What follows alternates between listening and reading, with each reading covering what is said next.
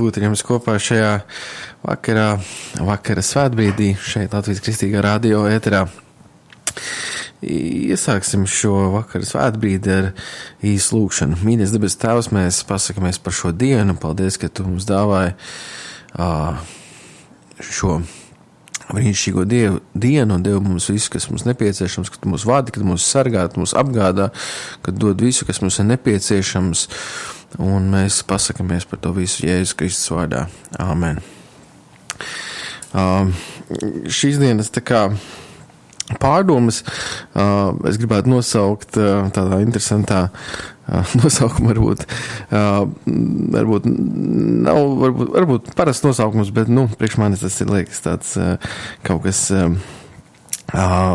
interesants, jā. Un tāpēc šīs dienas pārunas es nosaukšu nosaukumā Dievs pirmajā vietā. Un varbūt īsādas ir dzirdēts tur partijas vai kas, bet man nesen Dievs laikā ar viņu pavadot laiku viņu lūgšanās un attiecībās, pavadot laiku kambarī. Es daudz domāju par to, kā tas ir, kad Dievs ir pats galvenais, Dievs ir pats, viņš ir manā dzīvē pirmajā vietā, viņš ir manā dzīvē pats būtiskākais, un es domāju, ka mums visiem kristiešiem tā tas ir, un ka mēs visi vēlamies to un mēģinam tā dzīvot, lai Dievs būtu pirmajā vietā, un lai viņš būtu tiešām mūsu dzīvē primārais, ka viņš būtu mūsu fokus, ka viņš būtu mūsu dzīves centrā, es teiktu, tā ir dažādas dziesmas, par to ir daudz. Es domāju, ka cilvēks sludina par šīm lietām, bet es arī pavadot laiku kopā ar Dievu,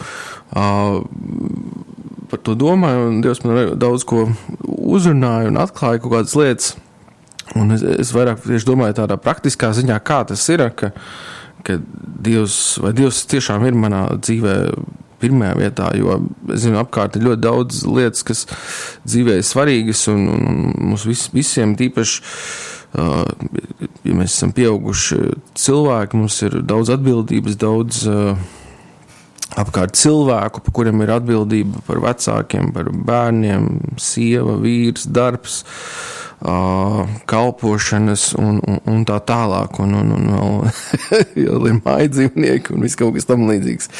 Un bieži vien, kurā vietā tajā visā dzīves skrejienā paliek Dievs, ir grūti nomanīt citreiz dzīvē, un arī es savā dzīvē esmu piefiksējis mirkļus, ka es pārdomāju, vai Dievs ir manā dzīvē šobrīd pirmajā vietā, un man tāda sajūta, ka man dzīvē ir tik daudz lietas, ka liekas, ka Dievam pat tur nav kur iespraukties, un jā, varbūt kāds domās ārprāts, cik tas ir traki vai slikti, un tā, un es pats tāpēc Dievu priekšā nāku un runāju par šīm lietām ar Dievu, ka es tā nevēlos, es vēlos, ka, lai vienmēr tu būtu manā fokusā, vienmēr tu būtu tas, kas man esi pirmā vietā, pats svarīgākais, tas būtiskākais. Un Dievs, jā, arī varbūt ir cilvēki, kuriem var likties, tas ir pārāk atkal traki, ka ir taču visādas vēl lietas, un ka tiešām visu fokusēt tā kā dzīvi uz Dievu, tas ir tā kā sektantiski, tas ir pat pārāk radikāli, un tas liks kādam justies nērti noteikti un tam līdzīgi. Bet es arī par šīm lietām domājot, es ticu, Dievs man vadīja arī par rakstvietām, kuras mēģināju tā kā uztvert un saprast, kā tad ir īsti pareizi, cik Dievs vēlas, lai mēs esam viņam pirmā vietā. Viņš ir tā kā tēvs, mēs esam bērni, un viņš ir Dievs, un cik ļoti viņš grib, un vai viņam tas vispār ir vajadzīgs, vai kā tas ir īsti. Un protams, Dievs sāk runāt uz mani rakstvietām, un arī šodien palasīsim dažas no viņām, un es sāku redzēt, ka Dievam tiešām ir ļoti būtiski, un viņš pat, es teikšu tā, ka pavēl, ka lai viņš būtu mūsu dzīvē pirmajā vietā. Un tas ir tā interesanti, ka liekas, kā tēvs var uzspiest saviem bērniem kaut ko tā kā uzspiest, vai tā ir mīlestība un tam līdzīgi, bet saprotot to, ka pavadot laiku ar viņu, visas lietas, tās pēc kā mēs dzenamies, viņas principā arī atnāk pašas. Viņas atnāk pareizi, atnāk vieglāk, atnāk svētītāk. Un tas nav tāpēc, ka viņš vienkārši grib uzspiest sevi mums, es tā saprotu, bet ka viņš vienkārši grib, jo viņš ir radījis mūs tādus, ka mēs bez viņa nevaram, ka mūsos kaut kas iztrūkst, ja mēs neesam kontaktā ar viņu, ka viņš nav mūsu dzīvē pirmajā vietā. Ja mūsu dzīvē kaut kas cits ienāk pirmajā vietā, tad parasti tas ir kaut kāds alks, un tā ir, un zinot, arī mēs zinām, ka Dievs ir greizsirdīgs Dievs, un viņš negrib, viņš tik ļoti mīl mūs, ka viņš negrib dalīt mūs ar kādu citu lietu, piemēram, kādam var tā būt sieva vai bērni vai mašīnas vai pat dzīvnieki vai kaut kādas lietas, nezinu, mājiņa, kas var tā aizņemt dvēseli un sirdi, ka Dievs jau īsti nav pirmajā vietā. Un es netiesāju nevienu, es negribu kaut kā nosodīt, es vienkārši gribu tā, ka mēs kopā paējam cauri pārdomām, un es arī pats savā dzīvē ievērojis, ka man ir bijis dažādi momenti, dažādas sezonas, teikšu tā. Un es zinu, ka vieglāk ir tajā laikā tā kā Dievu turēt pirmajā vietā vai Dievam tā kā pilnīgi tā kā būt pārņemtam Dievu, ka tiešām tā kā ir rakstīts, mīlēt viņu ar visu dvēseli, visu sirdi, spēku un prātu. Tas ir diezgan nopietni. Es tā saprotu, ka Dievs prasa tādu mīlestību pret sevi, tad tur jābūt tā kā praktiski pārņemtam ar viņu. Un es zinu, kad es biju jaunāks, kad vēl neesmu precējies, nav bērnu, nav tādas nopietnas kalpošanas darbs. Protams, ka ir vieglāk pilnībā atdoties Dievam un pilnībā tā viņam pieķerties ar visu šo, bet kad sāk parādīties dažādas atbildības un no sākuma mēs apracamies, tad pirmais vēl mēs pieķeramies vīram vai sievai, pēc tam nāk bērni, un tas arī ir ļoti spēcīgs emocionāls pieķeršanās un kontakts ar bērniem. Te pašā laikā Dievs saka, ka mums ir jārūpējas par vecākiem, par bērniem un tam līdzīgi. Bet te pašā laikā Dievs saka, ka tev gan ir jāienīst viņi, ja tu man esi vērts manis. Un tik interesanti ir pārdomāt šo sfēru un ieraudzīt, ka viņš vēlas mums labu, ka viņš vēlas, protams, lai mēs esam viņam ka viņš mums ir pirmajā vietā. Un ka mēs dzīvojam ar tādu dzīvi, ka nekas nav augstāks par Dievu, ne sieva, ne vīrs, ne bērni, ne vecāki. Te pašā laikā, protams, tā ir mīlestība uz visiem pāriem arī un rūpes par visiem, bet ka tiešām visās emocijās, dvēselēs, sirdī vislielākā mīlestība ir pret Dievu. Un varbūt izlasīsim uzreiz arī Marka 12. nodaļā no 28. panta, un tur ir šis mums visiem zināmais, ko Jēzus atbildēja rakstu mācītājiem, un kāds no rakstu mācītājiem, kas bija noklausījies šajā viņu sarunā, ka viņš tiem labi bija atbildējis, nāca viņam vaicāja, kurš ir tātad augstākais bauslis pār visiem. Jēzus atbildēja, augstākais ir, klausies, Izraēl, tas kungs, mūsu Dievs ir viens vienīgs kungs, un tev būs to kungu savu Dievu mīlēt no visas sirds, no visas savas dvēseles, no visas savu prāta, no visas savu spēka.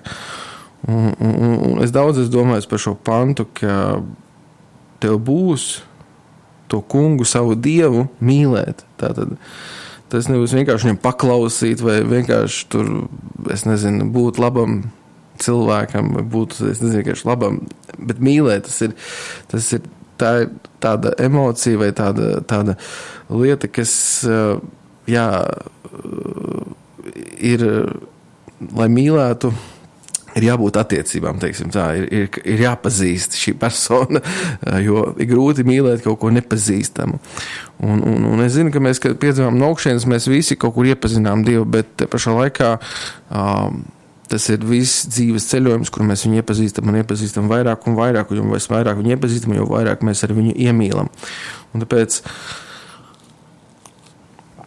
arī es ticu, ka mēs ejot uz priekšu dzīvē, pavadot laiku kopā ar viņu, esot sadraudzībā, esot attiecībās, esot šajā intīmās attiecībās, esot tuvībā ar viņu, jūtot viņa klātbūtni, mēs iemīlamies un tiešām rodas šī sajūta, ka var teikt, ka var jau sākt teikt, ka es tiešām mīlu no visas sirds, no visas savas dvēseles, no visu prātu, no visu spēku. Kaut gan es saprotu, tas ir ļoti tāds augsta prasība un te pašā laikā tas ir augstākais blausts un tas ir pirmais blausts, tas ir pats svarīgākais. Jā, otrs līdzīgs ir mīlēt savu tuvāko, kas jau pašu, bet šis ir pirmais blausts, šis ir pats būtiskākais. Un es šī baušu daudz par to domāju un Dievs tiešām caur to arī tā kā man uzrunā ar šo frāzi, ka vienkārši es gribu, lai es tavā dzīvē esmu pirmajā vietā.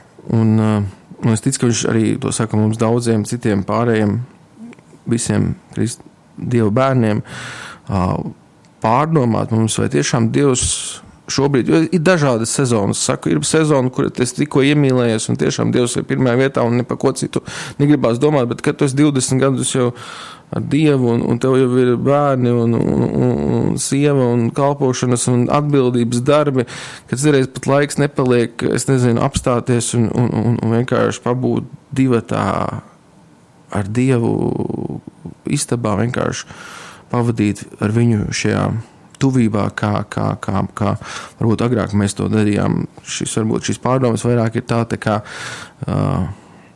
atcerēties to būtiskāko, kas ir mūsu dzīvē, tās ir attiecības ar mūsu debes tēvu, ar Dievu. Un kā arī Mateja evaņģēlijā 10. nodaļā no 37. pantā ir teikts, kas tēvu vai māti vairāk mīl nekā mani, tas manis nav vērts, kas dēlu vai meitu vairāk mīl nekā mani, tas manis nav vērts, un kas savu krustu neuzņemas un man nesako, tas manis nav vērts. Un šeit arī mēs redzam, ka ir bērni, ir vecāki, ir tas, par ko es runāju, kad viņi aizņem, es zinu, manā dzīvē ļoti daudz, un īpaši bērni, kas arī ļoti, ļoti tā kā paņem emocijas, paņem mīlestību, tieši šo mīlestības emocijas, teikšu vairāk pat tā. Tas pat, ko Dievs prasa no mums, tas ir mīlēt viņu, tas pat nav tā kā kaut ko darīt tik daudz dēļ viņa, bet tieši mīlēt, tas ir pirmais balss. Mīlēt viņu tik spēcīgi mīlēt, ka viņš ir pirmajā vietā, ka viņš ir manas dzīves centrā, ka viņš ir manas dzīves fokusā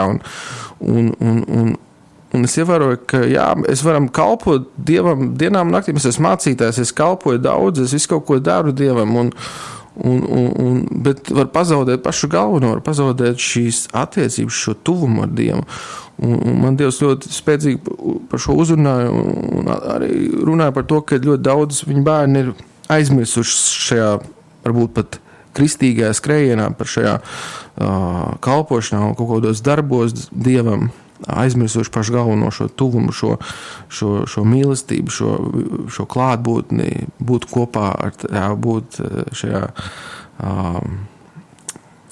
kambarī un pielūgt viņu. Jā, un arī Ābrahāms, mēs zinām, nepagāja garām šim pārbaudījumam, kur Dievs tieši teica, kad tas ir 1. Mūzes 22, rakstīts no 15. panta, kura ka Dievs prasīja Abrahamam upurēt savu dēlu, kā viņš teica, vienīgo dēlu, kuru tu mīli. Un atkal akcents ir uz to, ka to, ko tu mīli, upurēt. Jā, tas bija dēls, un es varu iedomāties, cik ļoti Abrahams bija pieķēries savam bērnam, savam dēlam, un tās ir spēcīgas emocijas, tā ir mīlestība. Un Dievs tieši saka, to dēlu, kuru tu mīli, upurēt. Un protams, tajā vietā, protams, viņam nevajadzēja, mēs zinām, upurēt, bet viņš bija gatavs, un tad rakstīts tā, un tad Dieva eņģelis sauca Abrahāmu otrreiz no debesīm, sacījis, esmu zvērējis, saka tas kungs, ka tāpēc, ka tu esi to darījis un neesi taupījis savu vienīgo dēlu, es tev svētīdams svētīšu un vairodams vairošu tavus pēcnācējus, kā debesu zvaigznes, kā smiltis jūras malā, un tavu pēcnācēju iekaros tavu ienaidnieku vārdus, tavus pēcnācējos tiks svētītas visas zemes tautas, tāpēc, ka tu esi paklausījis manai balsī. Jā, un tāpēc tas, ka Dievs aicina mūs mīlēt viņu tā tik ļoti, un lai viņš būtu mūsu pirmajā vietā, tas nav vienkārši tāpat. Es zinu, ka viņš mūs svētīs, un viņš vienmēr saka par to, ka es jūs svētīšu. Kā līdzīgi, kā Mateja evaņģēlijā teikts, 6. nodaļā, dzenaties pa priekšu pēc Dieva valstības, un tad viss pārējās lietas jums tiks piemestas. Un kas ir pats galvenais Dieva valstībā, tas ir, protams, pats Dievs. Un atkal Dievs visur savā vārdā iepņem šo domu, un arī tieši saka, ka meklējiet mani, esiet ar mani, mīliet mani, un es jūs svētīdams svētīšu, es jums došu, es izdarīšu to, ko jūs nevarat. Jūs būsiet, jums viss izdosies, jums laimēsies. Arī Jozuā, Dievs teica Jozuā, lai tavu muti nepamat šo bauslības grāmatu, bet apdomā dienām un naktīm, ka tu vari turēt un darīt visu, kas tur rakstīts, tad tavi ceļi tev labi izdosies un tad tev laimēsies. Kā saka, tev labi izdosies un tev laimēsies. Dievs vienmēr, es redzu, ka viņš aicina tā kā, jā, kaut kādu upurēt, kaut kādas lietas, un viņu nolikt pirmajā vietā, viņš vienmēr atmaksās dubultu, atmaksās 3-kārt, 10-kārt, 100-kārtīgi. Kā arī psalmos ir rakstīts, ka tu man esi, tad man nevajag ne debesis, ne zemes. 73. psalms, un tiešām tas tā ir, ka mēs piedzīvojam viņu, ka mēs piedzīvojam viņa klātbūtni, mēs piedzīvojam viņa mīlestību, ka mēs esam šajā tuvībā, pavadam laiku kopā ar Dievu, tad tiešām rodās šī sajūta, un es pats viņu bieži piedzīvoju sajūtu, ka tiešām vairs nevajag ne debesis, ne zemi, un es pat tur liktu tā kā tādu līdzību, ka nevajag ne garīgās lietas, ne tās šīs debesis kaut kādas lietas, kaut kāda kalpošana, kaut kāda tur būt, tur, kā visi mācītāji grib būt veiksmīgi un sasniegt kaut kādas lietas, vai zemes lietas, kaut kādas te mājas, vai tur finansiāls svētības un tam līdzīgas lietas, kad kā rakstīts, ka tu man esi, ka Dievs man ir pirmā vieta, ka viņš man ir, tad tiešām ir šī sajūta, ka nevajag ne šīs garīgās lietas, debesis lietas, ne zemes lietas, ka viņš ir tik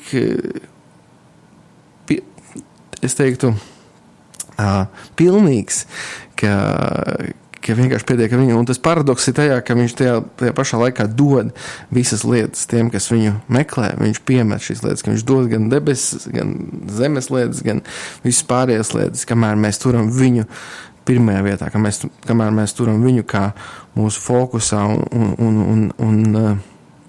un es domāju, ka to nav grūti darīt tādā ziņā, ja mēs zinām, ka viņš ir labs Dievs, ka viņš ir mīlošs Dievs, ka tas nav vienkārši tāpēc, ka jāiet atstrādāt kaut kas tur lūgt, kaut ko lasīt, tāpēc, kad kungs tā teica, bet ne, tāpēc Dievs saka tieši, tu mīli mani, un saprast, ko nozīmē mīlēt ar spēku, ar dvēseli, ar sirdi, ar prātu, ar visu.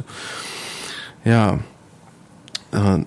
Un arī tāda lieta, mēs zinām, ka Dievs mīl visus cilvēkus un Dievs mīl visus savus bērnus, bet te pašā laikā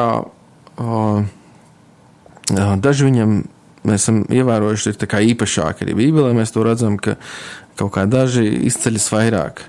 Bet te pašā laikā mēs zinām, ka Dievs nav, kas skata, kā saka, viņš mīl visus savus bērnus. Bet te pašā laikā kaut kā izceļās kaut kādi atsevišķi bērni Dievam, un to nosaka nevis Dievs, bet mēs paši.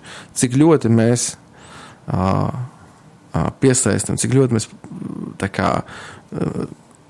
mīlam, nākam pie viņu, runājam, sarunājamies.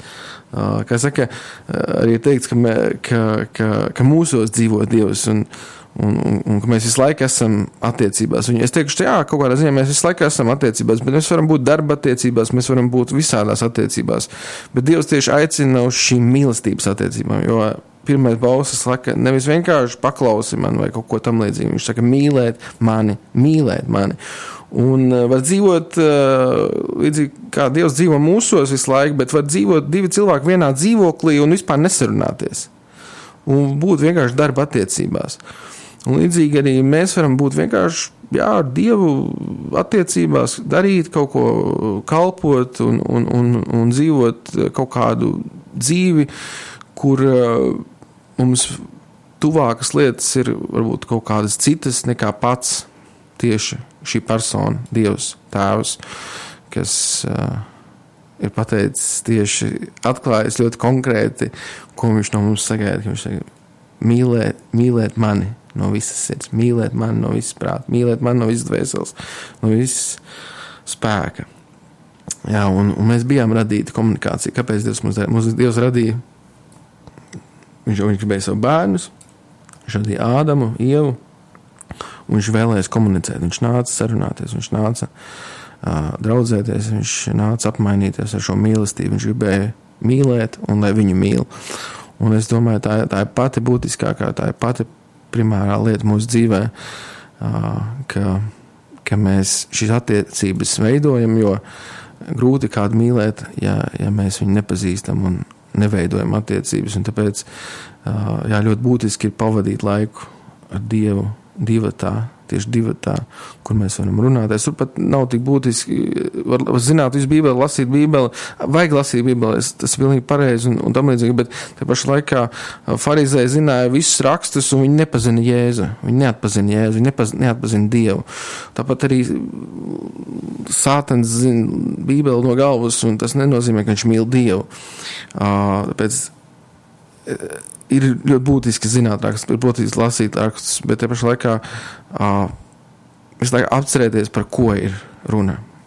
Par to, ka es vairāk un vairāk gribu iemīlēties, es vairāk un vairāk gribu būt draugs kopā. Es gribu būt, mans mūža sapnis, manas lielākā vēlēšanās ir nevis būt super lielā draudzē, kā mācītājiem vai kaut kādam bagātam, vai es nezinu, tur darīt brīnumus un dzīves un būt lielai kalpošanai. Nē, mans lielākais sapnis, ja man prasītu šobrīd, ir būt par Dievu draugu.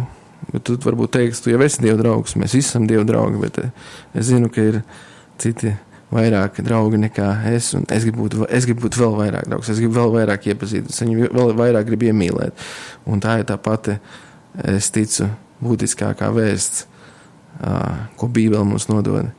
Mīlēt Dievu, iepazīt, izveidot šīs attiecības, būt šajā sadraudzībā, uzturēt šīs attiecības. Jo citreiz mēs iemīlamies un tas sāk padzist ar laiku gaitā, ar visiem darbiem un atbildībām, bet pienāk brīdis un mēs varam atkal aizdegties šajā mīlestībā, atkal atcerēties, kā tas bija, kā tas viss sākās, kā mēs iemīlējamies Dievā un tam līdzīgi. Jā, tāpēc, mīļie, šo es arī beigšu.